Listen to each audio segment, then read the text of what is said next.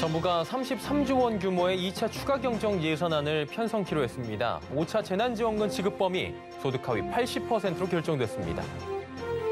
집값이 가파르게 오르며 전국 상위 20%에 해당하는 주택가격이 사상 처음 평균 11억 원 선도 넘어섰습니다. 네이버나 삼성전자 등 비통신 기업들도 특정 지역에서 소규모 5세대망을 구축해 특화 서비스를 제공할 수 있게 됩니다. 김부선 논란으로 뜨거웠던 GTX D 노선이 담긴 4차 국가철도망 계획이 발표됐습니다. 서울 5호선을 김포까지 연장하는 방안을 검토키로 했습니다. 센 경제 라이브 시작합니다.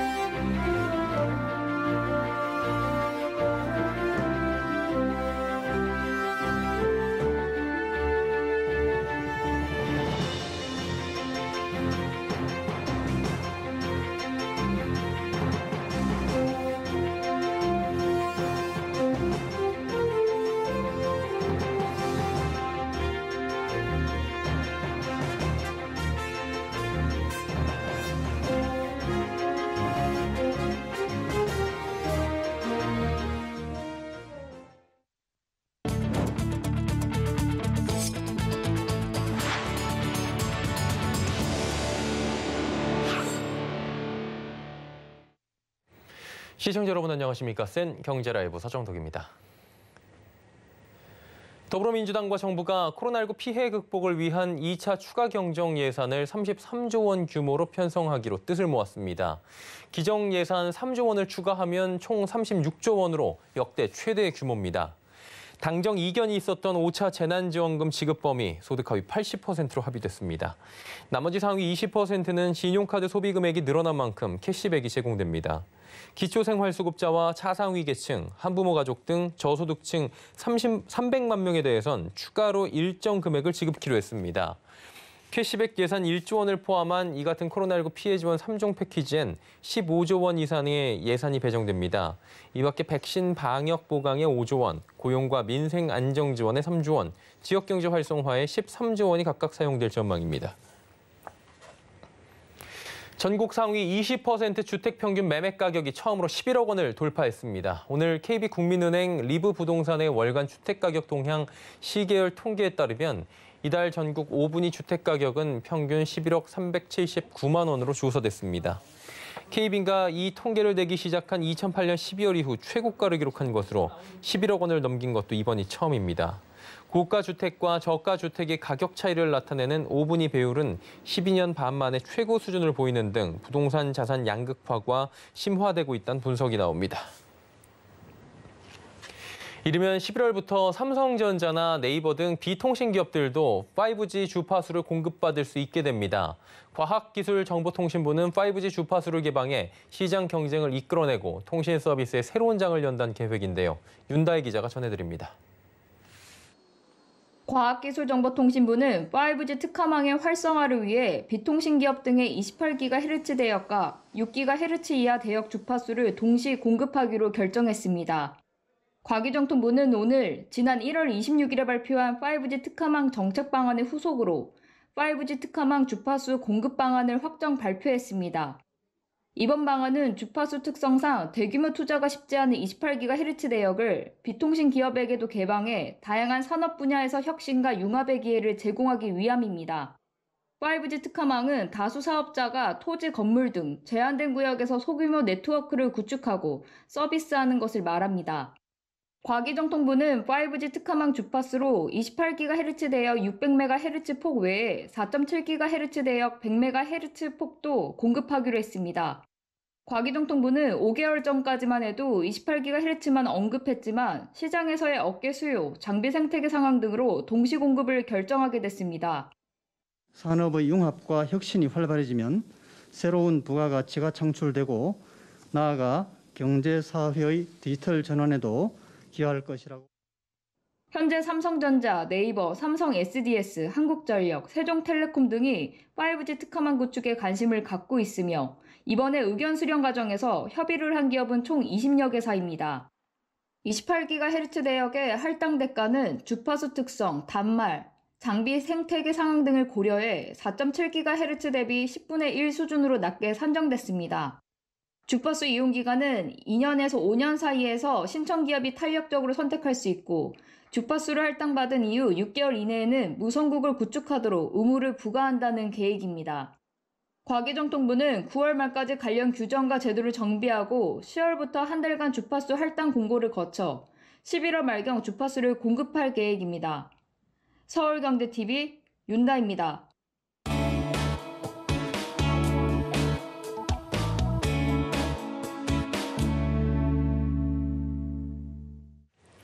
김부선 논란으로 뜨거웠던 GTX D 노선 담긴 4차 국가철도망 계획이 발표됐습니다. 하남까지 연결하는 원안사수를 요구했던 주민들의 반발을 어느 정도 수용해 정부는 여의도와 용산 등으로 확장하는 방향으로 계획을 변경했다고 하는데요. 부동산부 지혜진 기자와 함께 오늘 발표된 내용 하나하나 짚어보도록 하겠습니다. 나와 있습니까? 네, 안녕하세요. 예, 오늘 4차 국가철도망 구축 계획에 보니까 김포 한강 신도시, 인천 검단 신도시 등 서부권 2기 신도시 위한 교통 개선 대책 나왔다고 하는데 구체적으로 어떤 내용이 담겼습니까?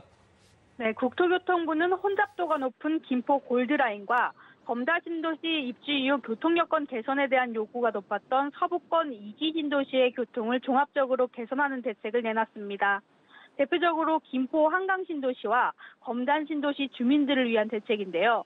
크게 세 갈래의 대책이 발표됐습니다. 철도의 접근성 향상, 버스의 편의성 제고, 도로나 환승센터 등 인프라 확대 방안 등이 주된 내용입니다.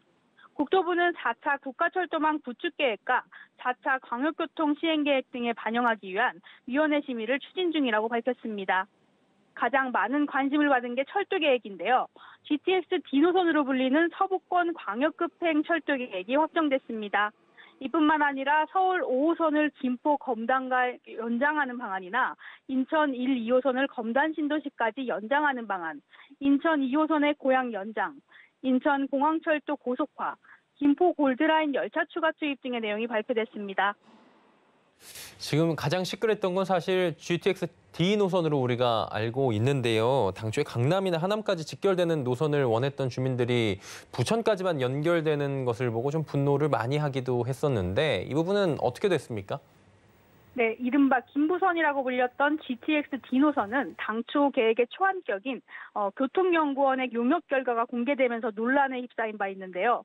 원안대로라면 김포에서 부천을 거쳐 사당역, 삼성역, 하남까지 연결돼야 되는데 김포 장기역에서 부천 종합운동장까지만 연결하기로 하면서 주민들이 반발에 나선 겁니다. 그런데 이 부분은 그대로 유지가 됐습니다. 다만 서울 접근성이 떨어진다는 주민들의 지적을 수용해 GTX B사업자와의 협의를 거쳐서 GTX B 노선을 같이 사용하겠다는 계획을 내놨는데요.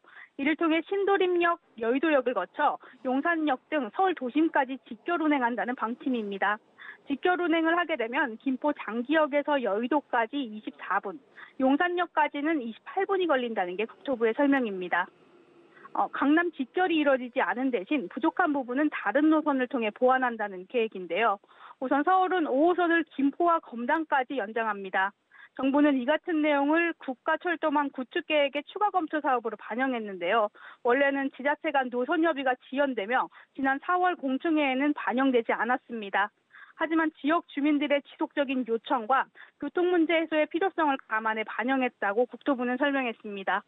또 인천 1, 2호선을 검단 신도시까지 연장하는 사업을 빠르게 추진한다는 계획입니다. 1호선 연장 사업은 2024년 개통을 목표로 하고 있습니다. 인천 2호선 같은 경우는 고양시 일산 서구까지도 연장되도록 할 예정입니다. 이 연장선이 개통되면 킨텍스역에서 GTX-A로 환승할 수 있을 전망입니다. 주민의 불만이 많았던 김포 골드라인 같은 경우는 열차를 추가로 투입합니다.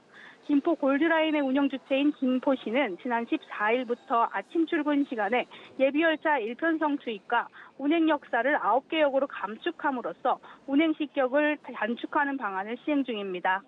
2024년 11월부터는 연량열차 5편성을 추가 제작해 투입한다고 합니다.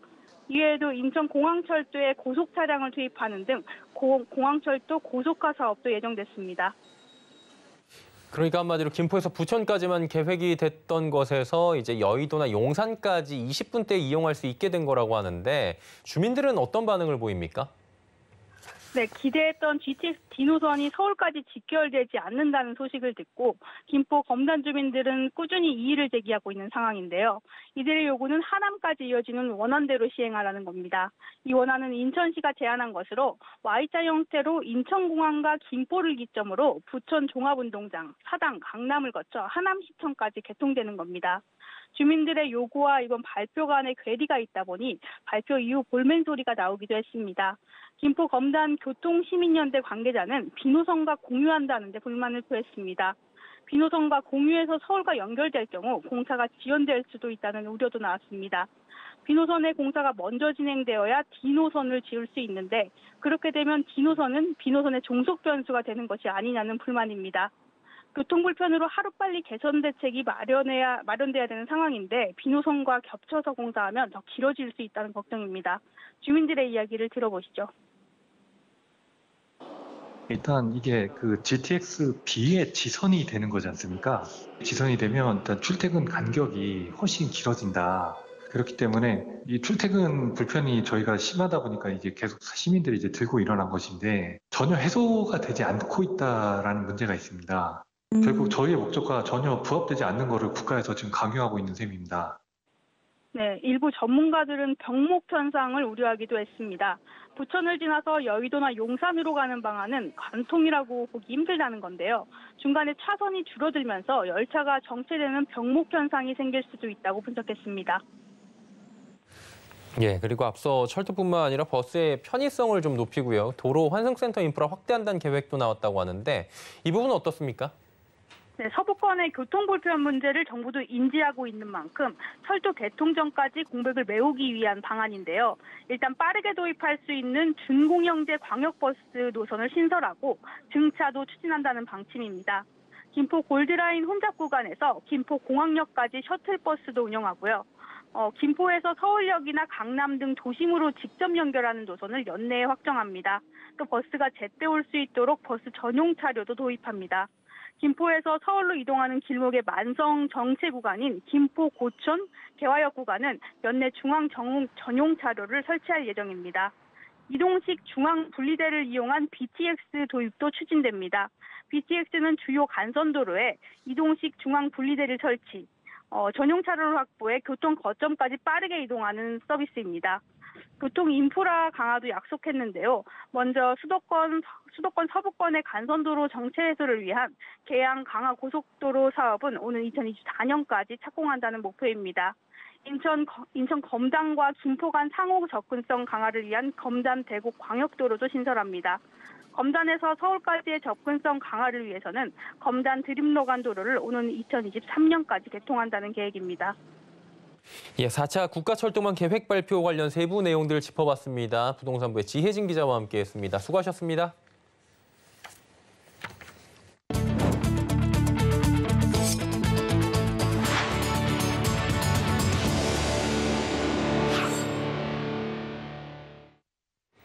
전기자동차 폐배터리를 체계적으로 회수, 보관하고 민간에 공급할 수 있도록 하는 거점 수거센터가 마련됩니다. 환경부는 이러한 내용을 포함한 전기, 전자제품 및 자동차의 자원순환에 관한 법 시행령 일부 개정안이 국무회의에서 의결돼 7월 6일부터 시행된다고 밝혔습니다. 미래 폐자원 거점 수거센터는 전기자동차 보급 확대로 앞으로 폐배터리가 늘어날 것을 대비해 사업비 171억 원을 투입해 경기도 시흥 등 전국 4개 권역에 설치됩니다. 거점 수거센터에서는 전기차 소유자가 정부에 반납하는 폐배터리를 회수해 남은 용량과 수명 등 잔존 가치를 측정한 뒤 민간에 매각하는 등 재활용 체계의 유통 기반 역할을 맡게 됩니다.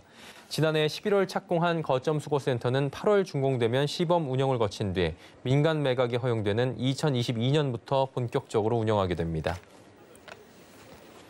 LG화학이 오늘 총 10억 달러, 우리 돈 약 1조 1천억 원 규모의 글로벌 그린본드를 발행했습니다.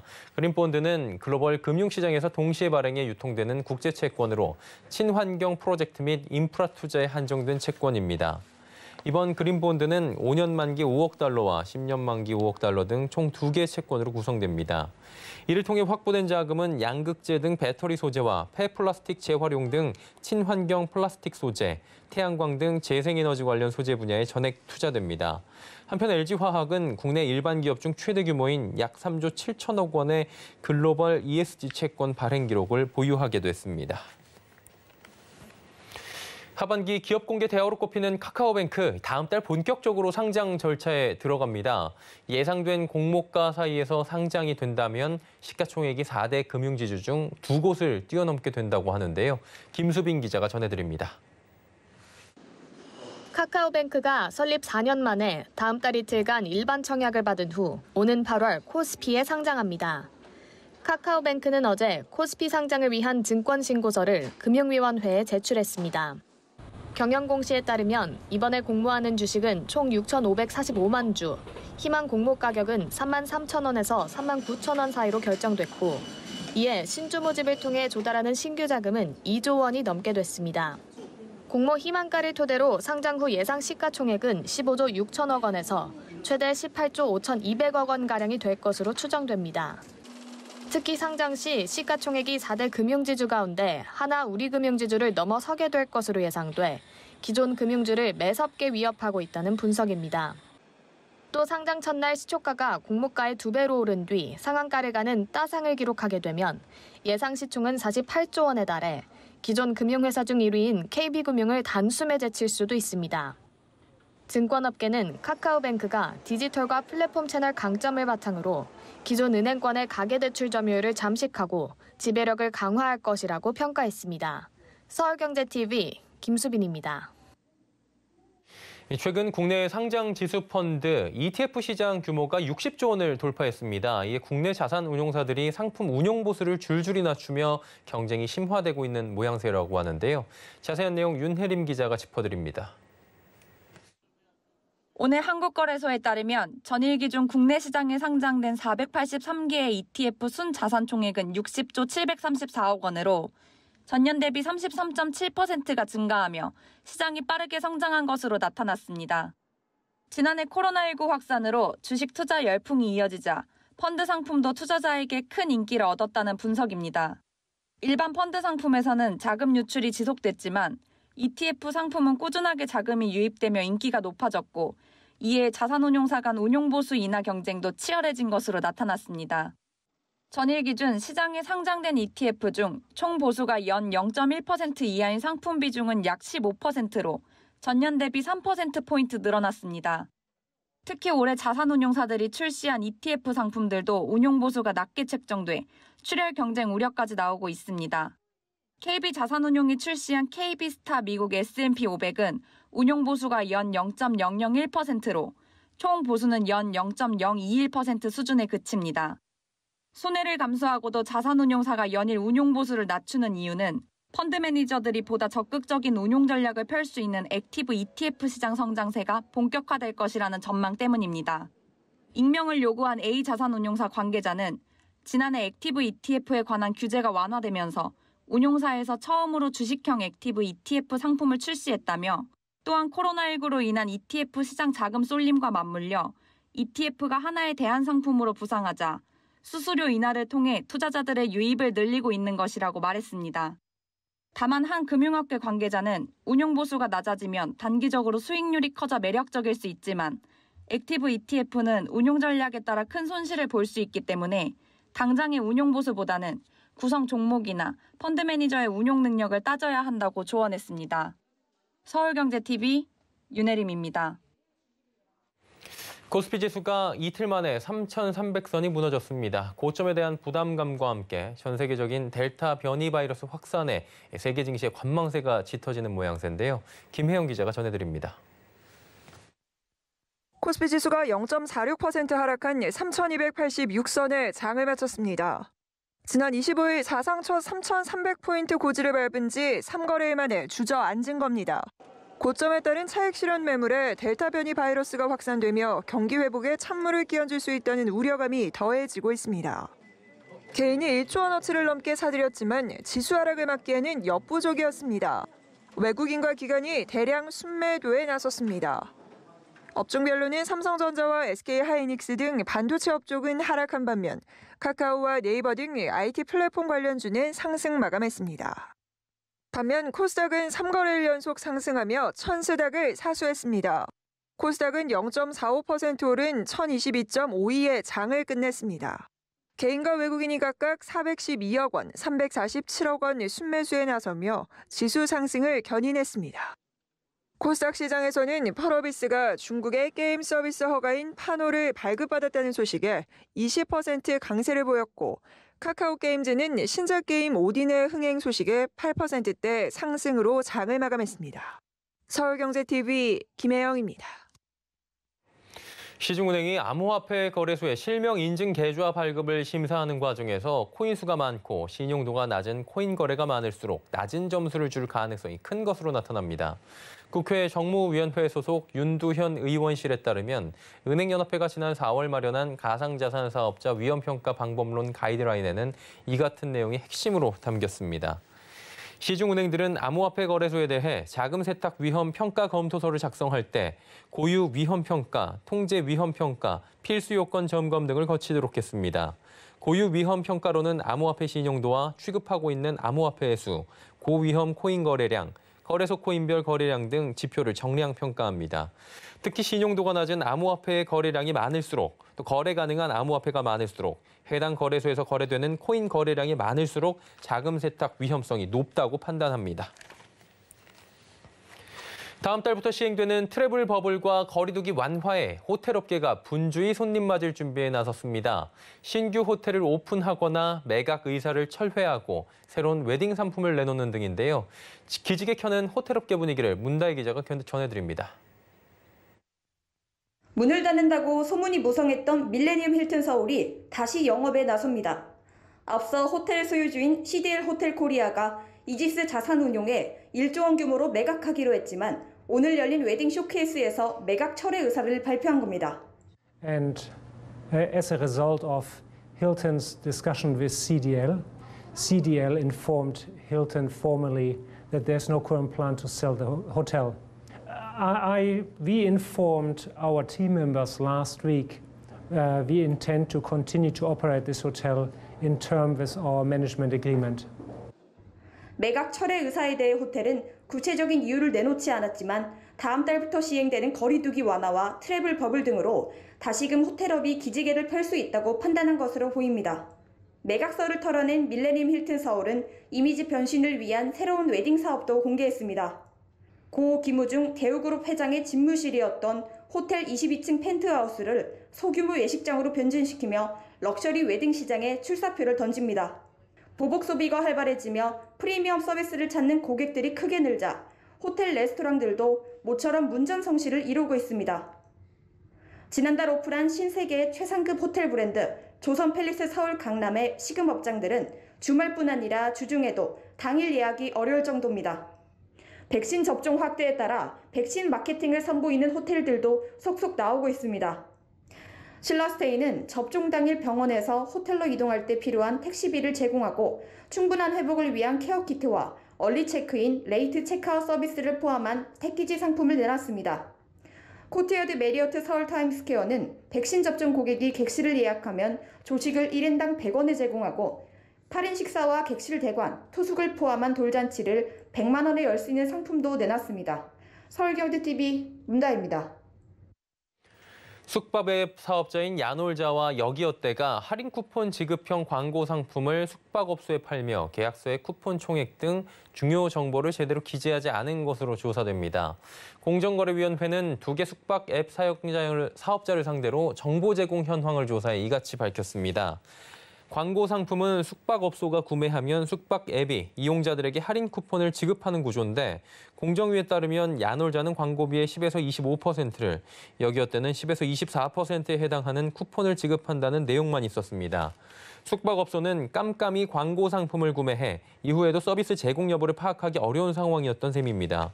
공정위는 거래 관행이 개선될 수 있도록 숙박앱 사업자에게 중요 사항의 계약서 기재 등을 적극 권고해 나갈 예정입니다. 현대자동차가 방탄소년단과 로봇이 함께 춤추는 웰컴 투 더 패밀리 위드 BTS를 오늘 공개했습니다. 사족보행 로봇 스팟은 방탄소년단 멤버들의 명령에 따라 자리에 앉거나 같이 팔굽혀펴기 동작을 따라하며 음악에 맞춰 춤을 춥니다. 사람처럼 직립보행을 할 수 있는 로봇인 아틀라스도 방탄소년단의 안무를 그대로 습득하는 등 춤 실력을 선보였습니다. 이번 영상은 현대차가 미국 보스턴 다이내믹스를 인수해 기념해 제작했습니다. 이를 통해 현대차는 보스턴 다이내믹스의 기술력을 선보이고 MZ세대의 로보틱스 기술을 친근하게 표현한다는 방침입니다. 센 경제 라이브 저희가 준비한 소식은 여기까지입니다. 편안한 저녁 시간 보내시길 바랍니다. 고맙습니다.